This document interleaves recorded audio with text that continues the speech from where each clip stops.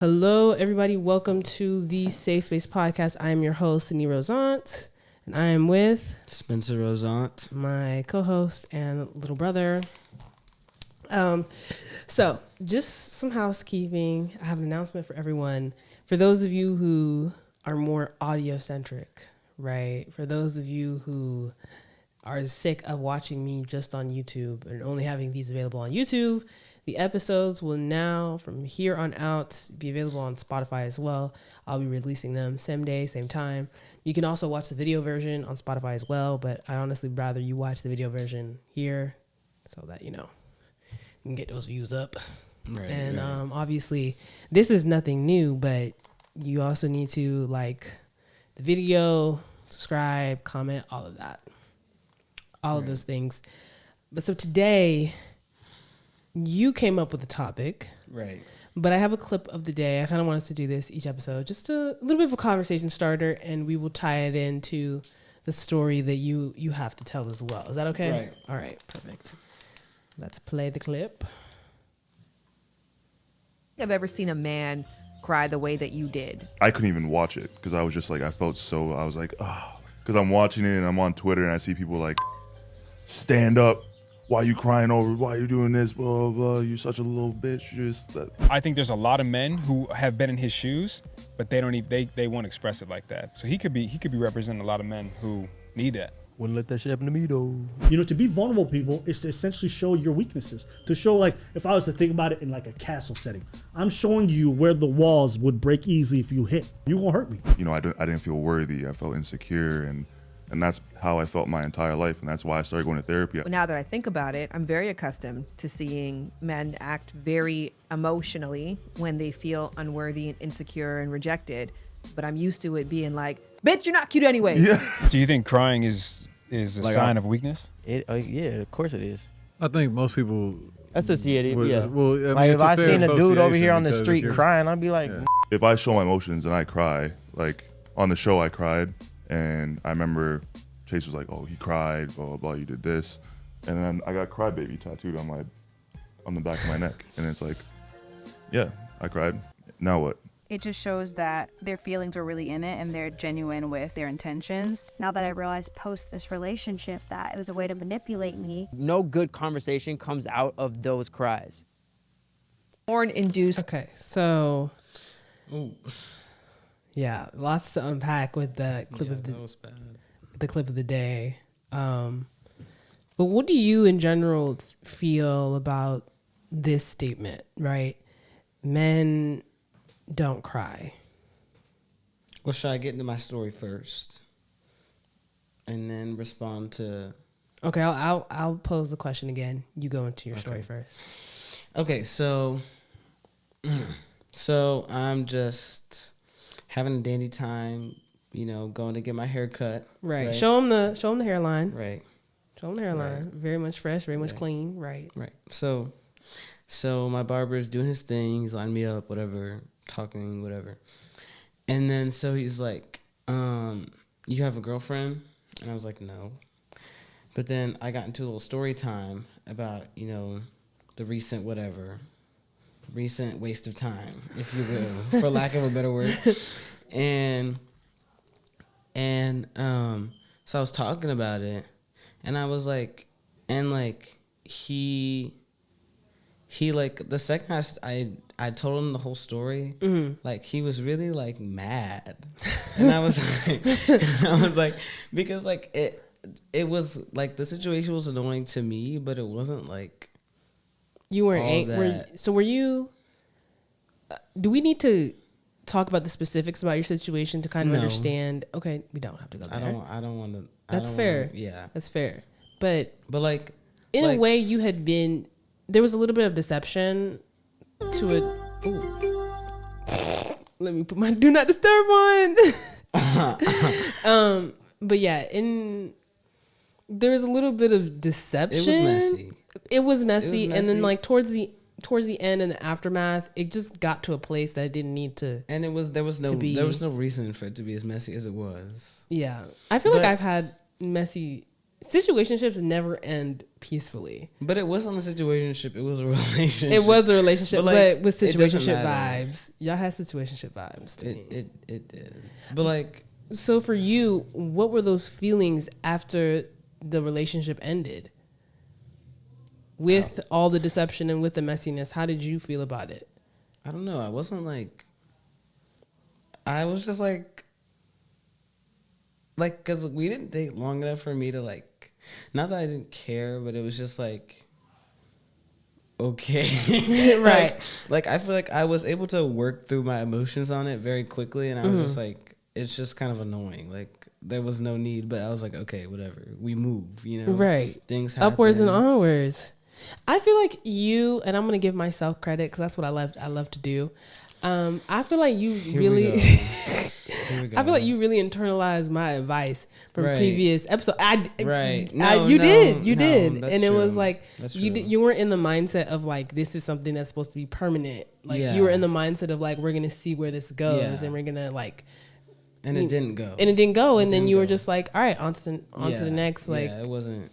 so I felt like there was some you took my advice, Right. I'm Right. happy that you did. Right. So I'm telling him about it, and then he starts like going off, and like, and he's like, you know, these women, that's all they do. These women, they're crazy, and like my thing is, he has like a longtime partner, so I'm like, what? What? Right. Huh? And then like throughout the haircut, he keeps going back to it, and he's like, and you're gonna move on, and she's gonna be so pressed about it, and you just move on, and I'm like, and he's like throwing out the B word and stuff, and I'm like, bro. Ooh. I'm like, who hurt you? Right. As I was thinking about it, and I was like, you know, most guys that I talk to would probably be like that. Yeah. So I'm just like I started really thinking about it. I was like, what is like causing this? And it's like, I just don't think that like guys know how to process their emotions at all. Yeah. And like it's bad. Very. It's really bad. How Like, old is your barber, by the way? Like, if you like- had to guess. I'd say mid to early 30s. Oh, so he's grown. He's grown. He's grown. Like, there's And no he reason was, for him to be. He was pressed. He was mad. And I was like, bro, this wasn't your relationship. It was mine. I was like, So he was mad, like, on your behalf? yeah, Or yeah. But like he was like bugging. And I was like, first of all, focus on the haircut. right. You get mad, I you was might like- mess I was like, me up. don't. 'Cause like, get me These right girls. first. Whoop, oh!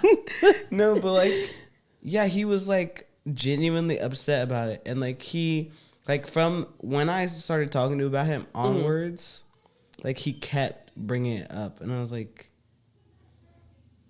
you're up here right now, and we just need to Tactile. Get back down here. Wait, what was your question? But my question was, I wasn't sure exactly what story you were gonna. You didn't tell me the story before we like talked about it, so I didn't know like the story that you were going to tell. But my question is more so like, now I feel like I need to change my question. That's okay. I feel like I Do need what you- to do what you change gotta my do. question. But I guess it's, can you, in a world where men are clearly like suppressing their feelings, right? To the point Right. where a mid-30s man is hearing Right. about a high school relationship and calling women the B word Yeah. and like all this stuff. In a world where that is happening, like Right. how does that affect you? Right? How are you navigating this world? How are you figuring out your identity and what kind of man you want to be? Well, I have a lot to say about that actually, because it's like it's difficult for me to try to like. Okay, I'm gonna have to go on like a little bit of a tangent. Go here. on the tangent, Okay. please. And like in all of my interactions with guys and like talking about like girls and stuff, it kind of feels like my opinion is a lot different than the the like common Mm-hmm. like opinion, right? And like there's a lot to unpack there, but like Mm-hmm. well, I've realized because I'm constantly talking about like to these guys, and they have like very bold opinions when it comes to women and their looks and stuff like that. Like sometimes I'll subconsciously be like judging people like that, and I'm like trying to keep like a positive mindset on that, and like not only see women as just like whether they're attractive or not. You know. So when you say that, what is that? What are those conversations sounding like? Whew. Oh, it gets like sometimes it's bad. Like I have to like keep calling them out, but it's only me who thinks like a certain way. Like the way most people talk about women who are like bigger, it's like, ooh, oh gosh, like it's bad. It's bad, and it's like I have to be the only one who's like talking logically, right? And it's like when you're hearing it day by day and stuff like that, it kind of like rots your brain a little bit. Said it rots your brain. Yeah, and I just think that like the whole it just I'm trying to think of a way to like word this that's like concise, because there's really a lot to unpack like when it comes to that. But okay, let me think. So if you can think of like maybe an example. Right, like what is the first? Okay, I think that the man-to-man interactions in relation to women is affecting the way that they treat women, because it's kind of like an endless like loop of like the men hype themselves up to think of women in a worse way, and then they treat women worse, and it's kind of just a cycle. Okay, if that so makes sense. To sort of condense what you're saying, it's like one of those things where you guys are all speaking about women in this specific way. And it's a derogatory, rude, disrespectful sort of way, but nobody is saying, hey, that's not cool. Yeah. So then when you treat women like that, you're being affirmed by your male friends. They're like, yeah, she's fat. Like you definitely should call her that. Like she, you know, and like, And I think that like society, like whenever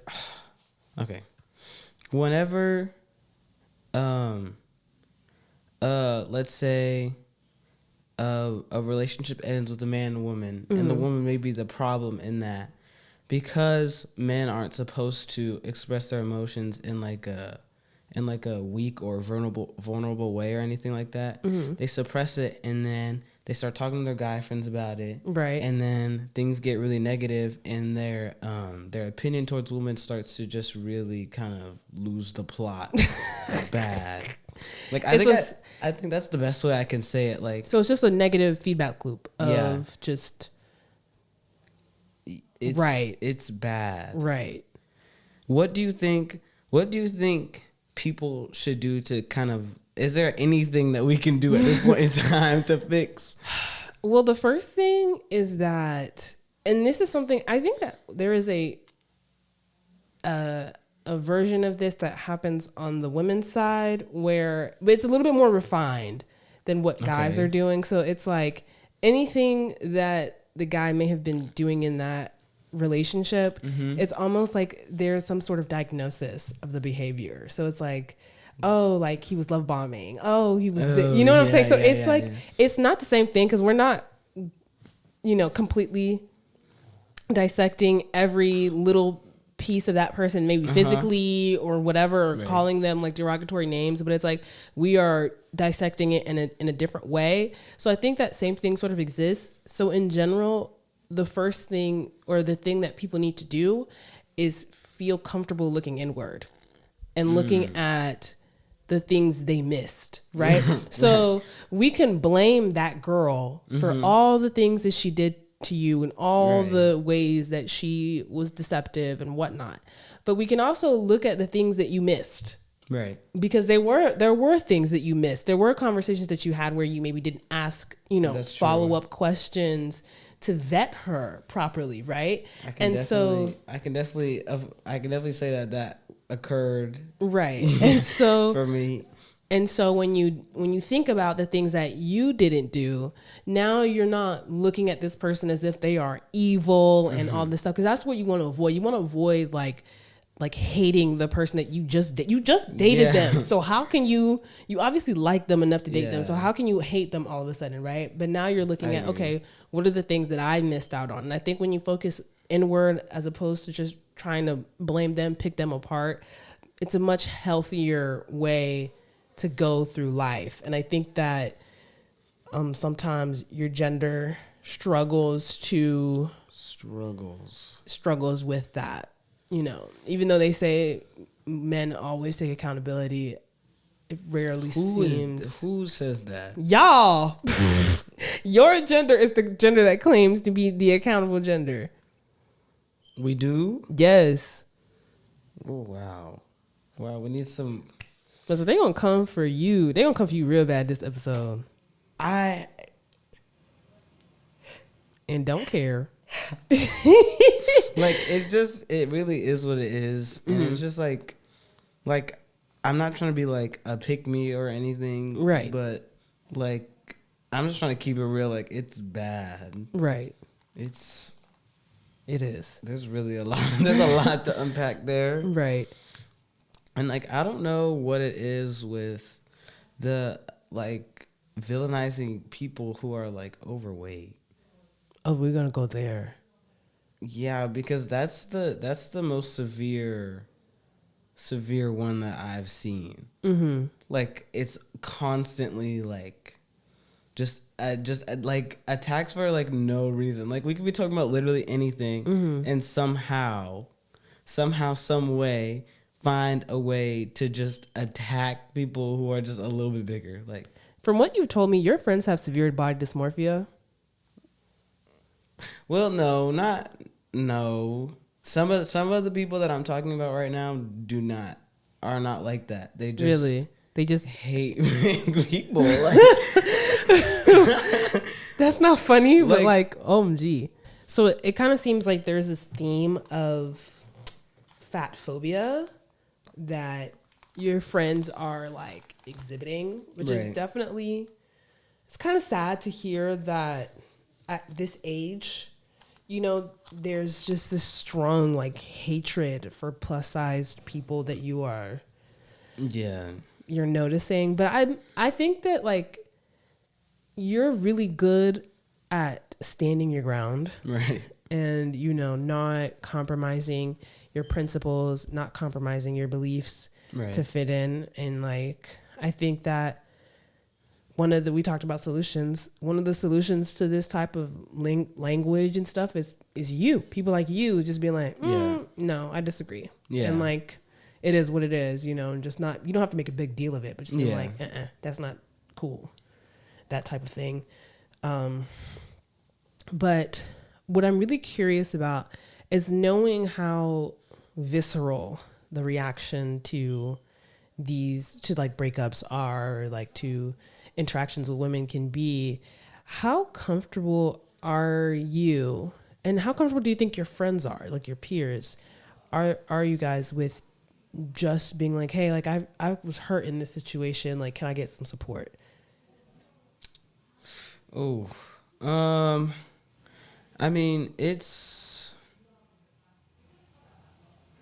I don't really have that many good examples for my friends, but I have some for me personally. Mm-hmm. Like, I mean, with people that I'm really close with, it's not really an issue or anything like that. Mm-hmm. But I do think that, like, that stuff really is kind of seen as very, like, feminine, like. And I think that going back to what you were saying before, like, even standing up for being like, no, that's not okay, when they're like kind of judging women and stuff like that, I think that is also seen as like not a masculine thing to do. Mm-hmm. Which I don't really know how that works, but it just like, you as a man, you should just be thinking of women that way, is what it seems like society is trending towards right now. And what is that pressure like to fit into the standards of masculinity? Do you feel that pressure? Do you feel like people around you are feeling that pressure? I mean, I think I can kind of see it in some people around me, but for me, I feel like this year was kind of the first time that I was able to like really break away from that, because now I just don't really like care anymore. Mm-hmm. And before, Like, how did it affect you? like it was kind of like, not that I like hated that part about me, but I was like sometimes I just felt kind of different or like alienated, because I was like, I don't really see things the way that everybody else does. Mm-hmm. But now I don't really feel that that's a problem. You know, Right. that's just how it is. Right. And You I just upwards and onwards. Yeah, it is. Upwards It and is what it onwards. is. Like, Right. Right. Yeah, that's all. That's all I have to say about that, though. Mm-hmm. That's fair. That's fair. And do you feel like your friends, like, and let's take your friends that you've known for a long time, that you've seen evolve, right? Okay. Do you think the pressure to fit in, to be masculine, have you seen that in the evolution of your friends, the ones that you've kind of stayed close to over the years? Do you feel like, let's say, when they're talking about women and they're making these derogatory remarks, you're like, that's not how you were speaking X years ago? Like, do you feel like you've seen that sort of thing develop? I don't think I could say that, because before we were just kind of like dumb and like in middle school. Right. Like, I think it was kind of the same thing, but it was just on a middle school-esque level. I see. So I think that people that I see exhibiting that kind of behavior today, if I knew them before, they were kind of like that. It was just on a more childish, like, Okay, tone. so not as many like curse words. Right. Okay. Right. Yeah. I think that's the big difference, honestly. Right. But where is that coming from? This sort of aversion or hatred towards women? Because I feel like, well, also, before we kind of unpack where that aversion comes from, because I want to see if we might not be able to get to the root of it this episode, but I wonder, you grew up having a lot of friends who were girls. Right.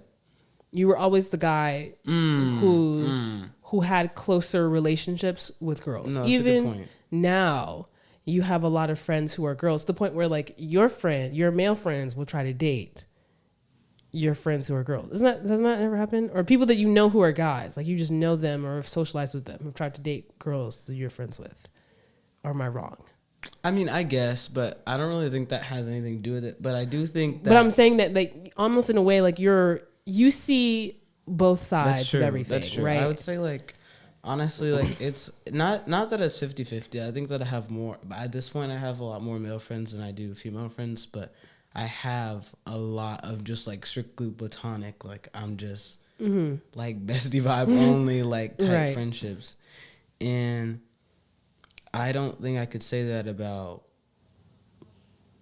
90% of my friends. Mm-hmm. And so how does that, do you think that plays a role in the aversion, where you can be, you can feel really strongly about someone and have like that person kind of triggers like a distaste in you when you don't know them.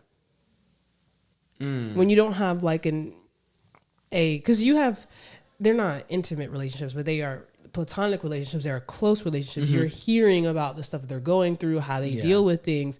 You know the female teenage psyche much better than your friends do. That's true. And so do you think that you having those close relationships with girls your age, do you think that's why there's such a difference between you, or disparity between the way you think and the way your male friends think? The only other thing that I could say that could possibly be it would be like the manosphere thing that's come up recently. But I don't think that it could have made that much of an effect that quickly, because I don't think the manosphere was that relevant not that long ago. I think it didn't get relevant until like 2021. Yeah. So I think that more so than anything, it's that I have a much more prominent female perspective than most people do. I think you do. I think you do too. Do you think do we think we've gotten to the root of it, to what that aversion is? Because I think for them to be speaking this way from middle school onwards, because you moved here, we moved here when you were in middle school, so you didn't really know them prior to. That's true. But for that to be kind of the starting point, I'm just like, how did we get here? Because at some point, girls and boys are friends, right? Growing up, like, right, yeah, that's we're true. all playing around, whatever. And then at some point, there's this split that sort of happens where it's like, it's like, don't hang out with the girls. That's weird. You know what I'm saying? And then obviously you guys are exposed to just a lot of content that is objectifying and some, I'm sure you have friends who started watching things they shouldn't have been watching at very young ages and stuff like that. So that sort of, you know, causes this sort of split to happen. And then obviously the gendered interests and whatnot, like boys play sports, girls dance and cheerlead or whatever. You know what I'm saying? That sort of thing. And then being in an area that's very conservative, it's going to be amplified even more. Right. So, but my thing is like, for that language to be occurring in middle school, that's kind of young. You know, I don't know, maybe that's just me, but I just feel like that's kind of young. So I'm just like, people in middle school be talking crazy nowadays. Like, it's not that surprising. But I also think that you kind of like, you intervened. Did like, I? When I was in like middle school. Explain. I was like, I don't know. I was just like low-key acting a fool in middle school. And you were like, Spencer. You're like, Spencer, this is not okay. When did I do that? Like, because I would just be like throwing myself at all these random girls and be like, like, I'm so nice. Like, why isn't this happening? Like, I just remember like making the like nice guys always finish last TikTok. Like when I was like in like 6th grade, and then eventually you were like, Spencer, this is not gonna work. Like, you have to make a change. Like, it's not okay. It's not okay. I forgot. We've gone like through. You had your little. Yeah, from that point onwards, I kind of didn't really blame other people when like a girl wouldn't like me, because it's just like it's not that deep. It's not that. You deep. were on the path to being. Yeah, it was. I'm not gonna lie. You might have been diabolical. You might have been the worst. Because you had the makings. Diabolical. You had the makings of like the nice, like the scary nice guy. I think you were like on that. You were definitely on that path. I didn't even know you were on that path, but I just knew your behavior was scary. Like the little bit that because you didn't tell me everything. No, I kept it under wraps. But even you not telling me everything, like I knew, like to a degree. I was like, why are you chasing these girls? Like, what are you doing? Yeah, no, you intervened. You had to. Yeah. And I don't think a lot of people have the older female perspective that's like, but like they can still understand, because like it's different than like a mom type thing. Right. Right. Because we have enough, and that's a fair point. Because I think that like if I was only a year or 2 years older than you, you wouldn't have listened. No, you wouldn't have listened to me. But I think the fact that even though you always said that you wish we had like a shorter age gap, I think us having the 5.5 year age gap is really helpful for you, right? Because you have a lot. Role. Yeah, because you have like a much more mature perspective on things, because you have like the older. I agree. You get the older perspective, but not like the geriatric perspective, right? Like, well, like, see, the thing that sucks is like that's not like something that can be controlled. Like, that's just right, and that's why a lot of guys are going through what you're going through, and I think the sad part is that like your friends or like your peers, they won't change unless they get professional help. Like that's how bad. Like once you go down that road, there's no like coming back unless like somebody really like digs into, like, unless somebody like reads you for filth, and usually like people don't do that, but unless somebody reads you for filth and they're just like, you're not a nice person, you're manipulative, you're this, you're that, like you're miserable, nobody wants to be like, unless they like really dig into you, you're not going to change. Or unless you have like, why would you? Right, because you think doing just fine the way just fine the way I am right now. Right. And the other thing is that I want to bring up for the last section of last portion, we got to get into the nice guy thing. Nice guys finish last. How does that mantra play a role in men's rage towards women? Okay, well, I can use a personal anecdote again. Oh, God. In middle school, Like when I would be going for these random people, most of the time, like there were some instances where this isn't true, but most of the time it wouldn't even be people that I like. It would just be people that I think I could pull. Cause I'm like, oh, this person pulled this person, so I should pull this person. So it was an ego thing. Yeah, like it was weird and it was like strategic, and I was like, I'm better than this guy, so like how am I not like doing this? Like what's going on? Like oh my gosh. Like, Oh wow. and it was like it was bad. Like by 8th grade I had it under control. I was like, okay. Right. And like the only times that like I would go for anything romantically would be because I actually like wanted that person. Right. But like before that point it was like weird strategic nonsense, and I think that that's something that a lot of people do. Mm-hmm. And that's something that the nice guys, they always do because they're like, okay, so I'm such an amazing catch, so I'm going to go for this person because they'll want me. And it's like the longing for a relationship, it kind of clouds people's judgment. Mm-hmm. And they try to make themselves seem like this kind of person so that they can get what they want, but it's like at the cost of like logic and sanity, and it's bad. It's so interesting the way the nice guy perceives himself versus how women or girls perceive him is so interesting, because you think you're like nicer than everybody else, but we know you're not.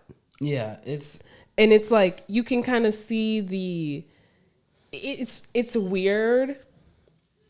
I'll tell up my own anecdote. Okay. I don't usually share anecdotes, but right. I'm gonna give it to y'all today. Okay. So there was somebody that I talked to like freshman year of college. Okay. And you know who I'm talking about. Unfortunately. Right. And so I ended it because there was no consistency. Like it was there was, the reason why I ended it was because he asked me out on a date and then just didn't say anything the next day. So I was just like, okay, so like, you know, it seems that we're both really busy. Let's just like end it. You know, I was just like, I was kind of over it at that point, and I didn't think there was any beef. Child, boy, did I learn. The way he spoke to me afterwards was just like, it was rude. It was one of those like, oh, you're boring anyways, like that kind of stuff. And at the time, what I should have done is just been like, I'm sorry that you feel that way. But like, I was very easily, like when I was younger, I was easily triggered. I didn't know how to deal with things with like tact and grace at that point. So I went back at him. I was like, if I was so boring, why did you talk to me? Right. So I was just like going in. And then there was just like more nonsense. And then he was like, so do you really just feel like, because after a couple of weeks, I just wasn't reaching out. I wasn't talking to him because we're not talking anymore. So he was like, oh, do you really feel like I'm a bad person? Da, da, da, da, da. I'm like, so this isn't even about me. This is about how you feel about you.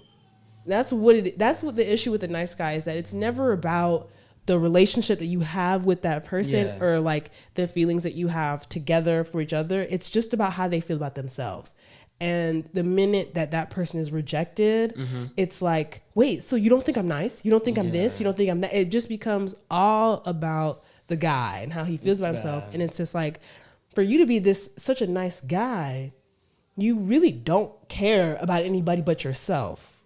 Because it's not really about the other person at all. No. It's just about like, it's more so about affirming to them.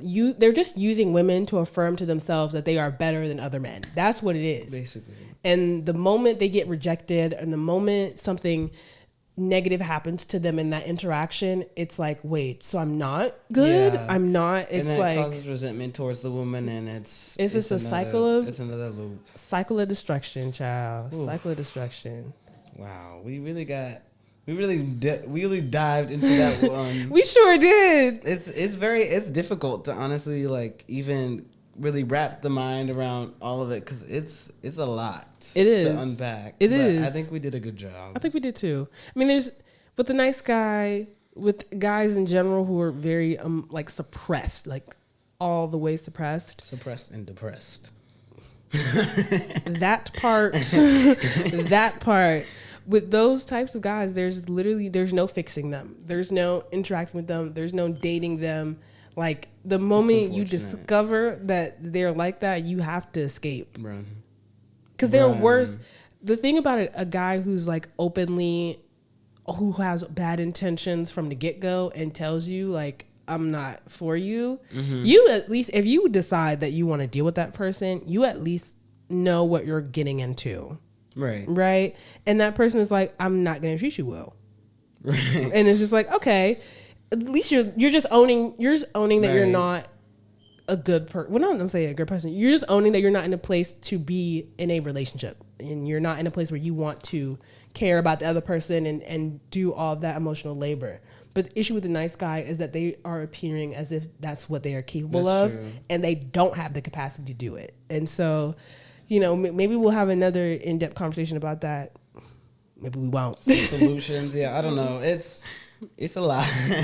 It is. But I think that what should we title the episode? That's a good question. Nice guys finish last. Should we talk about that after the nice guys finish last? I like that one. I like that too. Yeah. No, that's a good one. It is. Good, yeah. But unless there's anything else you want, I feel like we really. No, this was a shorter one for us, but like I feel like it was really like good. Comprehensive. It was. Yeah, it was. Is there anything else you want to say? Any closing messages for the audience? I'm done. Just make sure to like and subscribe, and be nice, but not because be nice, but because you want to be nice, not because you want something else. It's not necessarily be nice. It's be genuine. Because if you want something else, you're not wrong. You're not wrong for wanting something else. Just say that's what you want. But if you don't, I don't even know what I'm saying anymore. Yeah. You get the point. Right. But most importantly, make sure you subscribe, like, comment, and check us out on Spotify as well. If you're driving or you're doing something where you can't actually like watch us physically, you know what I'm saying? Just tap in on the Spotify. Right. That's it. Period. Yeah. Bye.